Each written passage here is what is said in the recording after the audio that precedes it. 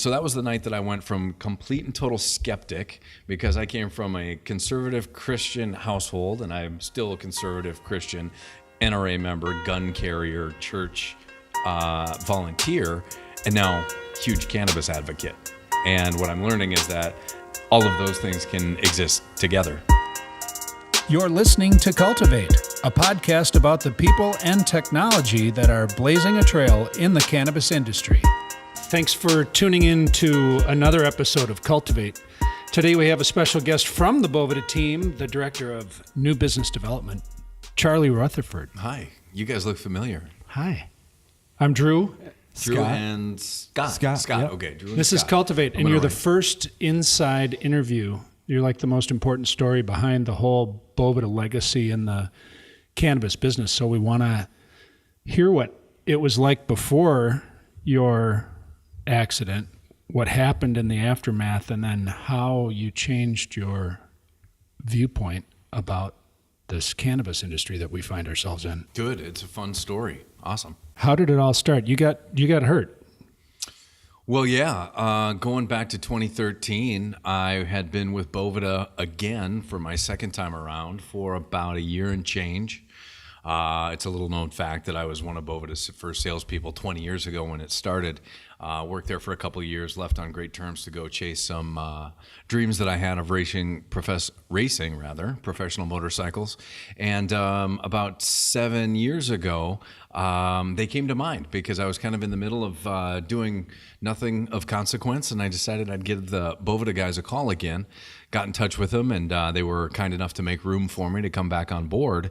And then about a year and change after that, as we already were really successful in cannabis, I still looked at it as patients in quotation marks, caregivers in quotation marks, medicine in quotation marks. I'm thinking this is a barely legal substance, and under the guise of these wacky medical laws, they're just lightly sanctioning legal use of a drug so people can get high.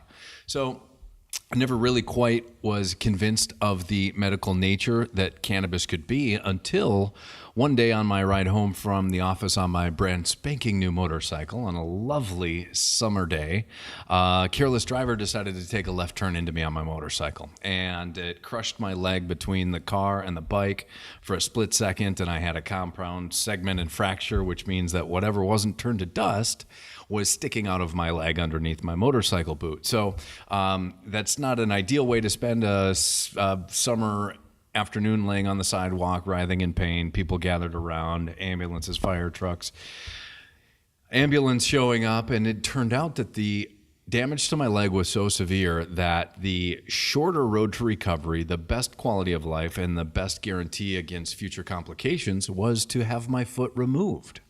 So I went to sleep crying that night, knowing that the next day I'd have to make this decision on keep the foot, not keep the foot. And 7 hours before this, my biggest decision is, where will I take my then girlfriend for dinner after I go mountain biking after I get home? So I went to sleep crying. I woke up in the morning with this piece and this phrase going through my head over and over again saying, it's just a foot. It's just a foot. And I'm trying to have a conversation with this voice. I'm saying, yeah, but it's a foot.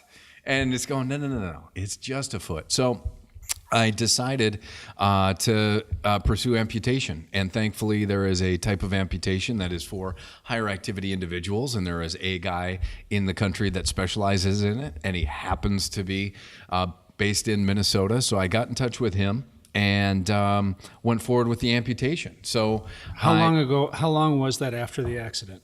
I had the amputation about 10 days after the accident because it happened right around the 4th of July holiday. So the doctor who I consulted to do the amputation was going on vacation. So we ended up having a party, like a 5-day party in the, I keep calling it a hotel room because I was there long enough. The hospital room, yeah. The hospital room. It was a hotel room, and it was the worst food ever. This was a party that was a going away party for your foot? That's right. Yes. Because we said set up a Facebook page and everything, and said after 36 years of faithful service, we're going to have to say goodbye. So it's your last chance to come on down, get your picture taken with the foot, and bid it farewell. So that's what it turned out to be. It was going to be a story of fun. It was not going to be a sad kind of thing. It was going to be a celebration of the foot's life, and we're going to make it a good time. So I just about had anybody that I'd ever known come through that hospital room and get their picture taken with the foot, and had a really good time with it. So the foot gets removed, and I then have a understanding about what phantom limb pain really is for somebody's life. And phantom limb pain, for anybody who doesn't know, is pain in a limb that doesn't exist. And as real as I sit here right now speaking on this microphone, my left shoe, my brain thinks it has a foot in it, and it thinks that it's being dipped in lava. That's how it feels almost all the time. So I have this burning sensation every moment of every day of my life, no matter what I'm doing. And it becomes a little bit of a distraction at night when you're trying to sleep. So I didn't want to go down the road that the doctors led me down, which was 1 oxycodone, turns into 2, turns into 3, turns into me knocking over the local 7-Eleven to support a smack habit based on the way those things usually go. So they prescribed opiates for you coming out of the surgery? Half a dozen of them, along with some... And there's an argument that it's about as major as it gets to have a limb removed, so you've got plenty of pain to justify having the opiates. Absolutely. There's real pain because your leg's, of course, healing and atrophying from being sliced in half, cut open, and then sewn back up. So there was very real pain going on for a long time. But then once that subsided, and I get a prosthesis, and I'm mountain biking again, I'm skiing, I'm golfing, I'm doing all these things, I just have this phantom limb pain. So the real pain was replaced by a pain that in a limb that isn't there anymore. So that is something that I deal with daily, and the increasing amounts of oxycodone that I was taking only for sleeping began to not work for me, and I didn't want to, so I tried 3 one night, didn't work. Tried 3 the next night. So how long into the process did you start noticing this? I would say that it was probably about 12 weeks. So I was walking at about 9. There was phantom sensations, but the real phantom pain probably didn't kick in for about 3 months. And so that third oxycodone one night doesn't work. The next night I figure, okay, now I'm tired enough. I didn't sleep last night. I'm in pain. I'll sleep tonight. 3. Didn't sleep. Okay, the next day I come to the office, and I mean, the lack of sleep will make you delirious. The lack of sleep is horrible on the human body and the brain. So I think it was the 4th night of trying to take my 3rd one and not wanting to take that 4th one that I did. I took that 3rd one again, and so that 4th night I didn't sleep again, because even the fatigue of not hardly sleeping for 4 days was not enough to be able to get me to sleep. So I think on that 5th day, I said, I can't do this anymore. This is dangerous for my mental stability, which is casual relationship with it anyway, and for my quality of life, because I couldn't live the rest of my life getting 15-minute naps at night. What does the doctor recommend? More of it. More. Oh, it didn't work. Take but more. You've consciously gotten to a place where you see what's going on. Well, I know me, and I know that I like getting really super deep into something. And if that also applied to opiates, that wasn't a road I wanted to go down. So by virtue of being close enough to the cannabis world and also being a sentient human being that you cannot miss the reality of the opioid crisis in this country, I had to have the conversation with myself. Do you want to go down this road, or do you want to explore another road? And I said, I'm going to explore another road, because at the time in Minnesota, there wasn't a medical cannabis program. So even if there had been any doctors willing to talk about it, which there are very few here in Minnesota, there would have been nowhere for me to legally go. And so I had to get in touch with some people that I'd made friends with in the business, because we were very successful in the cannabis world. And I said, listen, I am a cannabis skeptic. It goes against everything I've ever been taught and everything that I've ever believed on my own. but I'm desperate. I haven't slept in 5 days. I have constant pain. I need pain relief and sleep. Can you help? And that night, I became a believer because my cannabis experience followed a very simple 5-step process. In high school, I'd have fun for 5 minutes. I'd get paranoid, eat everything in sight, and then throw up. I guess that's 4 steps, but that was my experience with cannabis. So how, when that is my frame of reference, could I ever believe that thing that made me paranoid and throw up, that is my answer? But that's how desperate I was. And so that night, I put everything together, some flour and a grinder and a vaporizer. And so I ground it up, I put it in the vaporizer and took a puff, set it down, waited 10 minutes. Okay, I get it. All right, this isn't scary. I'm not afraid of this. I can feel something happening here. It's kind of nice.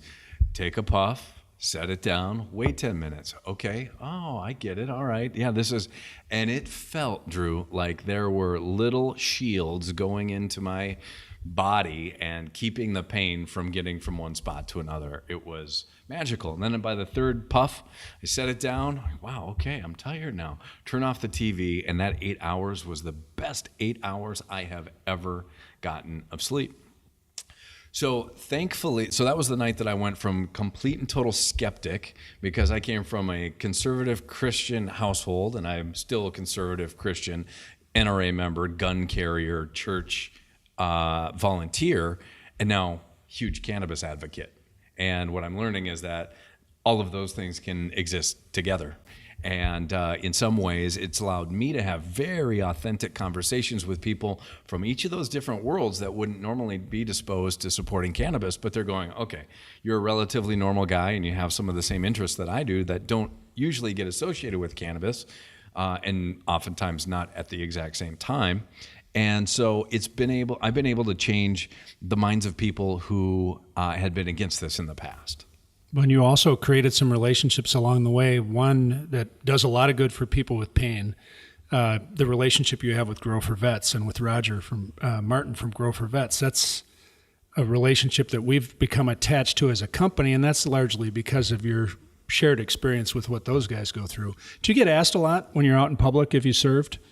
Because people presume that because you're missing a limb or have a prosthesis that you were in the service? That's the number one question that I get. Yeah, they always ask, "Did you lose that in the war? Are you a veteran?" And I used to have a funny remark to it, but it for one split second made it sound like I could be a soldier, and I never wanted to take any of that valor away from the people who really did. So I used to say that I lost it in battle with a motorcycle, and for saying lost it in battle for that split second, somebody may have thought that I was a veteran, and I didn't want that. So no, I just tell them that it was motorcycle related. How about stupid things that people say when they, because I know when I first talked to you about losing your leg, I mean, it's inconceivable for me. I mean, and you could probably not have even imagined the process that you've gone through.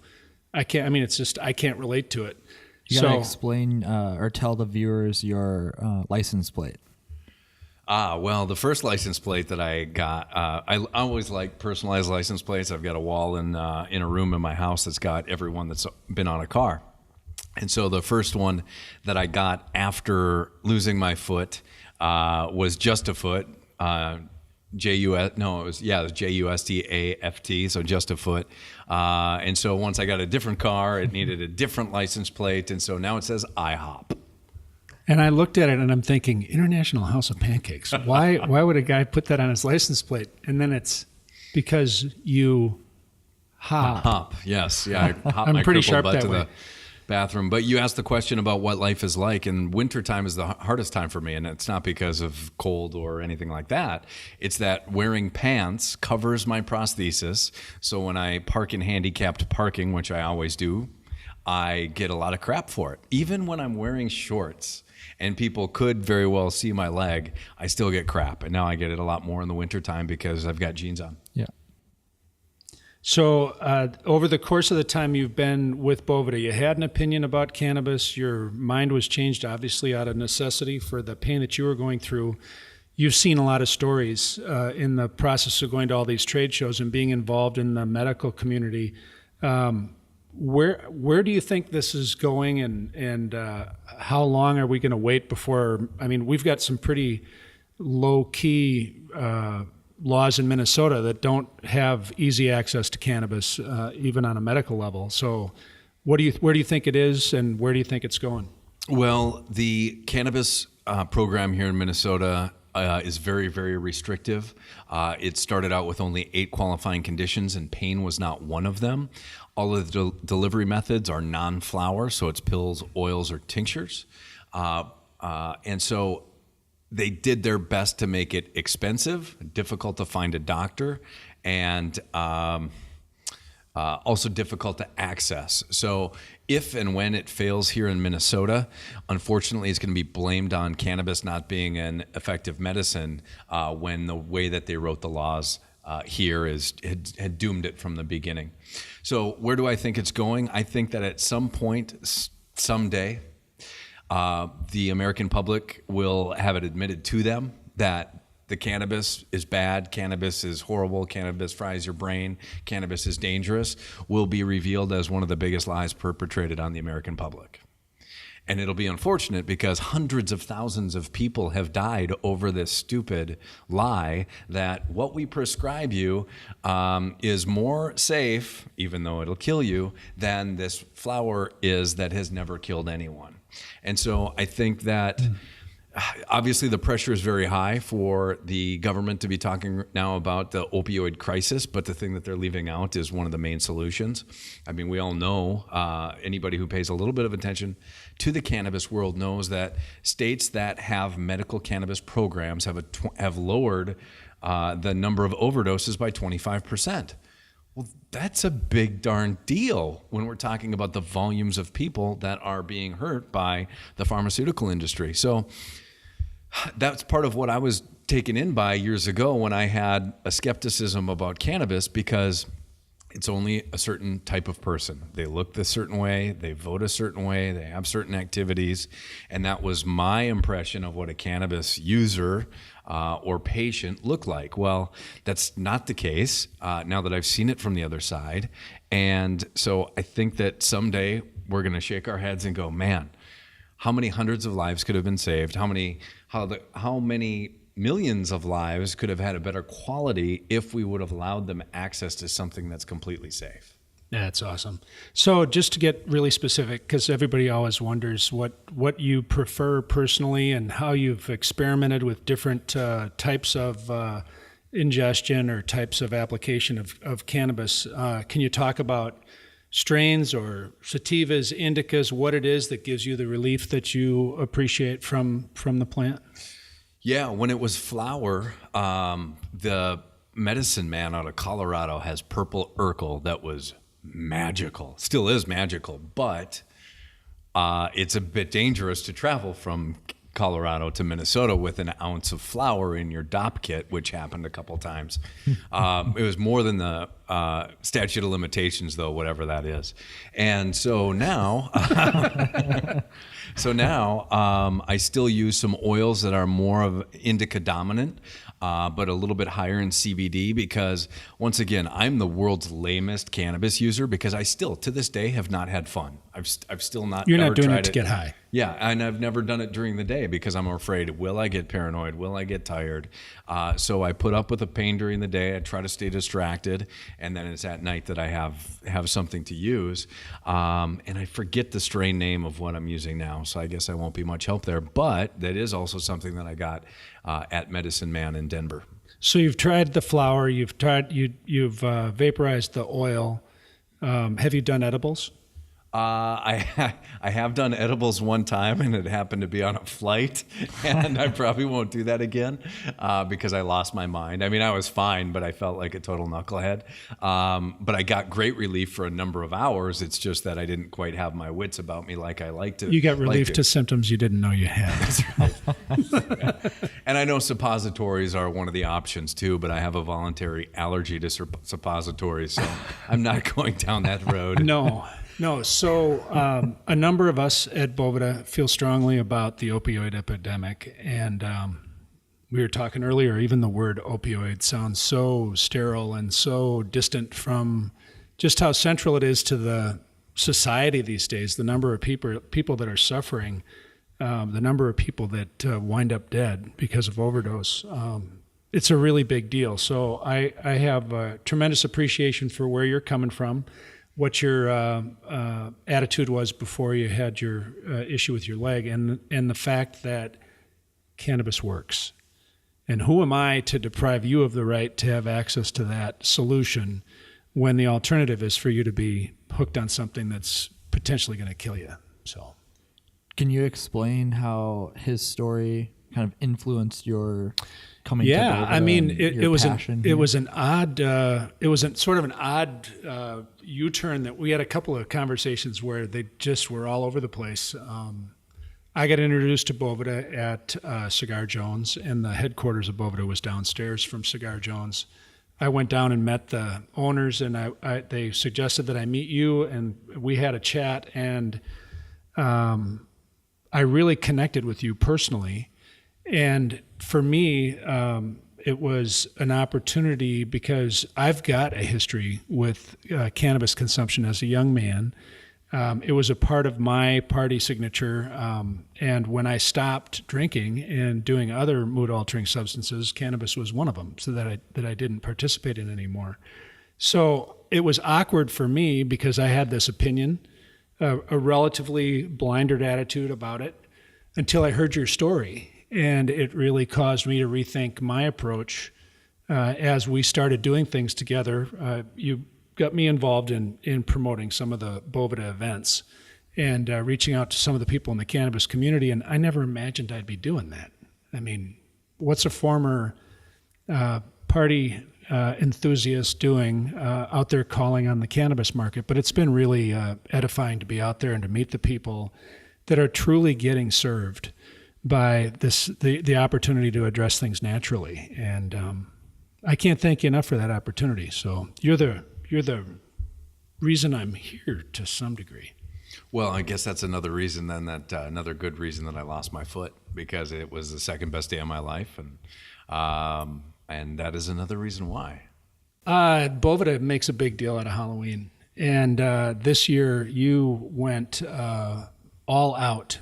And I don't know how you possibly came up with the idea. It was just so creative, Charlie. What were you for Halloween? Oh, it was begging to be done, and I fulfilled really the lifelong destiny of the perfect costume. So what do you think of when you think of an amputee? You think of peg leg, and when you think of peg leg, what do you think of? You think pirate, right? And so I had to be a pirate this year finally. I've never really been a big Halloween guy. I totally was the party pooper last year in the Boveda office. I was the only one that didn't dress up. Even the people that I thought for sure wouldn't did. They were the best costume. So I really had to kind of make up for it this year. And so I dressed up as a pirate. I went out to the theatrical costume supply company here, and I rented this very authentic and exquisite pirate's costume. I talked to my prosthetist, who made me a peg that I detached my regular carbon fiber foot and put this peg on it. And it had a rubber stopper at the bottom. I wrapped it in duct tape, wood duct tape, so it looked like wood. The costume had a parrot, a stuffed parrot on it, and I brought a treasure chest full of doubloons. That was fabulous. I mean, you absolutely went all out, and I have a feeling we'll probably find an image that we can fly into this and I was show just gonna that. say, It was quite an outfit. You won thank first you. place. I did win first. I tied for first place, which is just exactly the same as a win because I was standing on the top step of the podium. You were, with your national anthem playing. It was fabulous. Yeah. We're very competitive about our costumes here at Boveda. Charlie, thanks for your story. And Let's jump into hashtag Ask Boveda. We've got a question from @Cecil Gaines. Either one of you can answer this. I don't seem to get as much keef since I started using Boveda. Should I switch to the 58% instead of the 62%?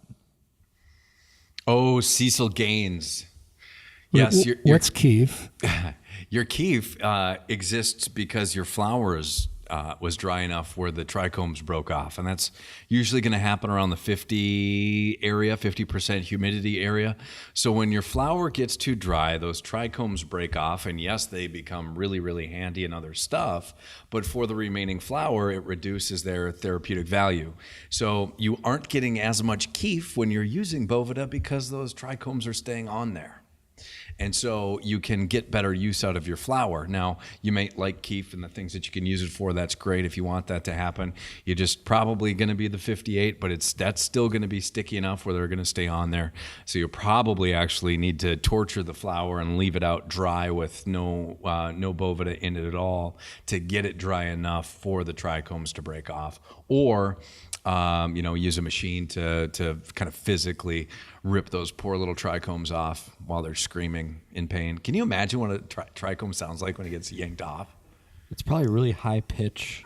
I've never considered what a trichome sounds like when it's being ripped off. That's fantastic, though. I've never done cannabis during the day. That's the shocking thing. Outstanding. Not even today. Not even today. Yeah. It's been at least 12 hours, 14 hours. Oh, that's funny. All right. Well, I think that's it. This has been another episode of Cultivate from Boveda. Scott, what should people do if they have questions? If you guys have any questions about this podcast, previous ones, or just any questions in general, tweet us, Instagram, Facebook, #AskBoveda. You can find us at Boveda Cannabis on YouTube, Instagram, and Twitter. Thank you. Thank you.